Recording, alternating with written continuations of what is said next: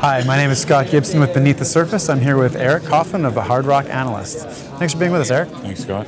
So I'd love to get your take on where we're at with the market right now and what your expectations are going forward. Well, there's been this, if you look at a chart for the venture exchange, there's this technical pattern. It's called "This Market Sucks." We're sort of in the middle of it. We're in the middle of the "This Market Sucks" pattern. I think there's really been a lot of nasty rotation out of the sector. I think when this year started and things weren't resolved in Greece yet, not that they really are now, but essentially Europe was putting up fairly crappy numbers. It was widely assumed they were going to do anywhere between -0.3, -0.5 Q1, Q2. The U.S. kept putting up better numbers and surprising people on the upside. You got a lot of rotation out of precious metals because basically people were looking at that situation going, well, okay, obviously the dollar's going to be stronger than the euro. We're not going to get this big euro bounce we were all hoping for, and we didn't when they sort of kicked the can down the road with Greece. And after that happened, you saw this massive rotation out of precious metal stocks in particular.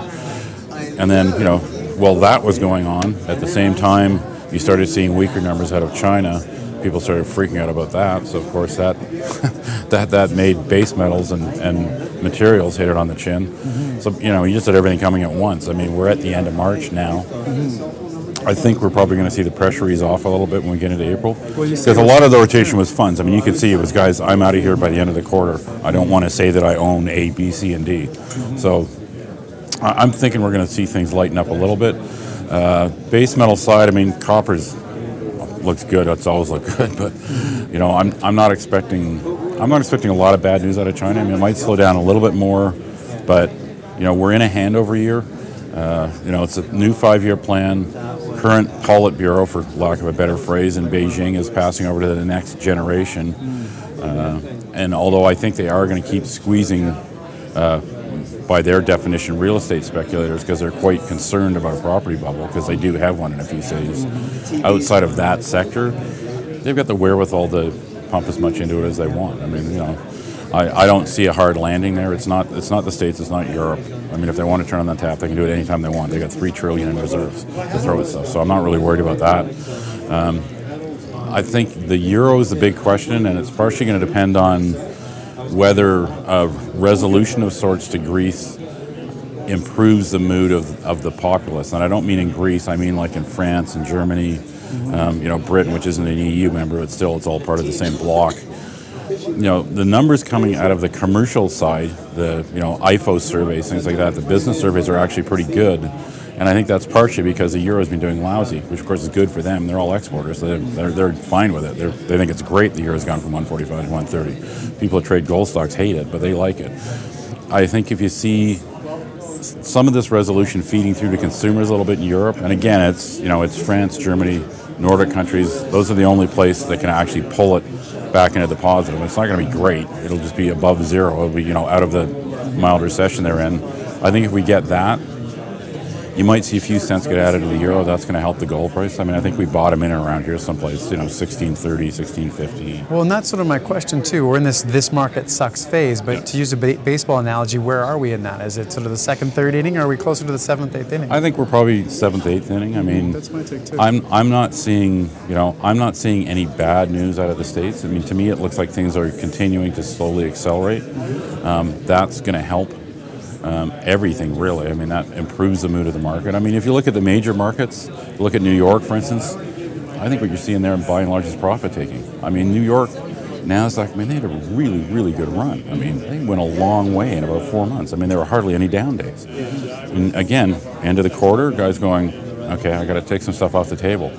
So that goes on for a couple more weeks, and I think that's probably it. I mean, again, U.S. like China, if you will, we're in an election year. So you're going to have that hoopla until the end of the year. Election years tend to be good. I'm not seeing anything really nasty on the horizon. I think their growth rate is going to probably come in closer to 3% than 2%. It's going to be better than people thought. So. And what about specific metals? Gold, silver, other base metals, copper? I think we'll get a little bit of relief on. I think we'll get a bit of relief on gold and silver, and then the other precious metals will come along with it. The chart for iron ore actually looks pretty decent. I mean, you wouldn't know it from some of the stocks, but again, that's you know, how well those stocks do depends on China. I mean, people want to see, if they see Beijing open up the taps, then I think you'll see those stocks start to lift up again. I mean, they're holding in fairly well. I mean, gold stocks are so beaten down right now that, I mean, the ratios are as low as they've ever been. So I think, you know, I think if you're feeling brave, this is probably a good time to be going around picking some of that stuff up.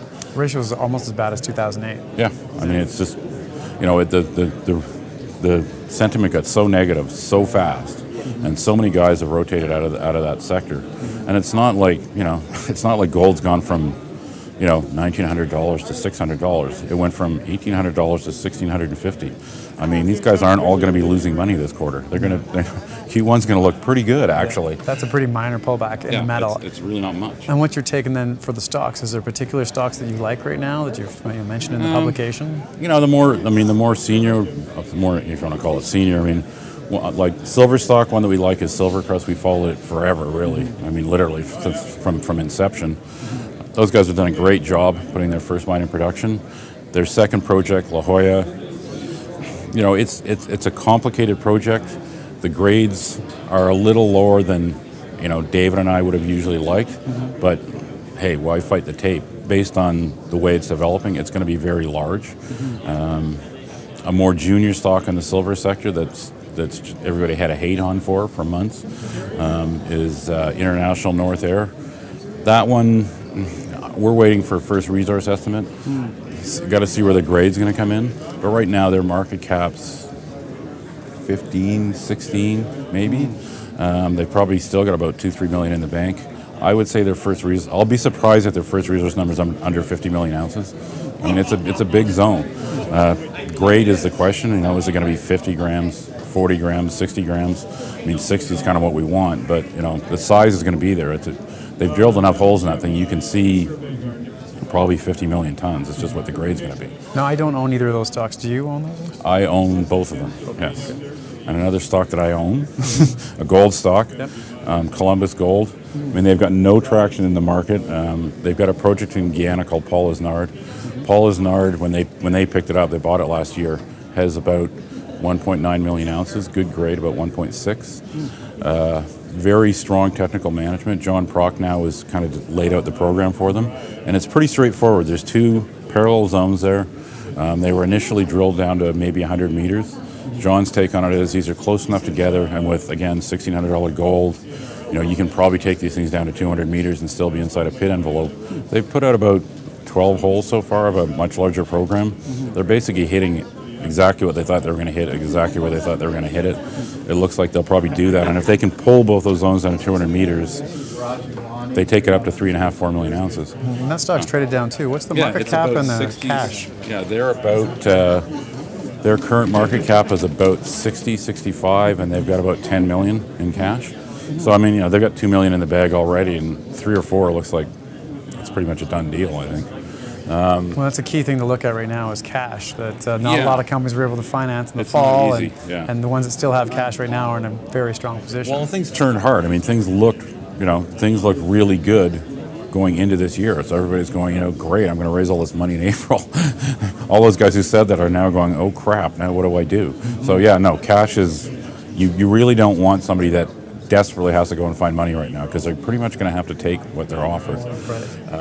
Or conversely, if you're out there buying, that getting into some of those private placements makes a lot of sense. There'll be a lot of quality placements. management teams. You look at places like, you know, like the Yukon, for instance. There's two populations of companies. There's like 6 or 7 of them maybe that are all really well cashed up. Like, you know, Ethos is really well cashed up. Attack, Kaminak are obviously really well cashed up. You know, 2 or 3 others, and then there's like 40 other companies where it's like, damn. I mean, some of them have, you know, they're not broke. I mean, a bunch of those guys did raise money last year, but. And just to mention, I do own Ethos. You own those 3 companies? I own Ethos. I don't own any Attack right now. I do own Kaminak. I do own Ethos. And you know, some of these guys have very interesting stuff. So I think you're gonna see deals. You are gonna see a lot of placements. It's going into April. If they're gonna do it, they got to raise money now. I think it creates a great opportunity for the next couple months of getting into some of these good groups. And I think there's a good opportunity if you want stuff more developed. I mean, you know, to shift right over to iron ore. I mean, there's a couple of companies we follow. One of and yes, I own them both. One of them's Champion. Champion's sort of the biggest remaining landholder in the Labrador Trough that doesn't already have some kind of a deal with a steel company. I own that one as well. Yeah, they have, I don't know, they've got so many properties. They're up to, I don't know, 5-6 billion tons, whatever it is now. A couple of very strong projects, really strong technical management. The big bugaboo with the Labrador Trough is everybody knows the rail system that gets the iron ore from the Labrador Trough down to Sept-Îles on the St. Lawrence is getting pretty full. But there's ways around that they've been working on, like slurry pipelines, to kind of get it over the first pump. The other thing that's going to happen, because the Quebec government's already announced this, I mean, Plan Nord, which is basically new road rail system pushing farther north in Quebec. I mean, one of those spokes is definitely aimed right at Schefferville, because that's definitely one of the reasons why they're doing it. I mean, they want to build up that up, because the Labrador Trough has easily got the potential to be, one of 2 or 3 world-class iron ore areas in the world, and iron ore is a very big ticket item. A lot of jobs, a lot of money, so they're going to push that. And the second company that and again I own it, that we follow there which is much earlier, is CapEx. CapEx was smart enough to raise a bunch of money. They've got both Champion and CapEx have got like 30 or 40 million bucks. So I own CapEx as well, and they did a great job. They were very smart about it. It was a strong market group. Some good technical guys came in with the projects. And as soon as they got onto something on Block 103, one of their projects, Block 103, they started drilling last summer. It's clearly going to be something very large. The grades are quite good. Most of the stuff's come back sort of 30% plus, and that's kind of the real cutoff for iron ore. But it's a very, very big deposit by the looks of things. They were very smart. They brought in a couple of guys from Consolidated Thompson, which is a stock we used to follow before they got taken out. They know the ropes. They know what you've got to do in what order to get this done. So I think that's a good pair of companies in that area. We're not following a lot of, Dave and I kind of back right out of the copper stuff, and I kind of keep waiting for the price to pull back, and it doesn't seem to want to do it. So, I'm looking at copper stories, but there's nothing there's nothing we're actively following right now. The same really goes for like lead, zinc, stuff like that. I don't think it's going to be zinc's year, but I don't think this is going to be it. Right. I think it might maybe 2013, maybe 2014. I don't think it's going to be 2012, not with what just happened. So exactly, they're not typically the first to move. Yeah. And that's the kind of stuff. If I was looking at zinc deals or something like that, I'd be looking at somebody. I think first you want to pick like a small producer, something where when the price goes, their bottom line goes right away. Exactly. That's where you start. If you're going into a new metal sector, start with that sort of thing, and then work your way down the food chain as the prices start to rise and people get excited about that subsector. Thank you very much, Eric. Really appreciate your commentary on a few companies and where you think the markets are going over the next 12 months. Thanks, Scott. Again, that's Eric Coffin, the Hard Rock Analyst. My name is Scott Gibson from Beneath the Surface. Thanks for being with us.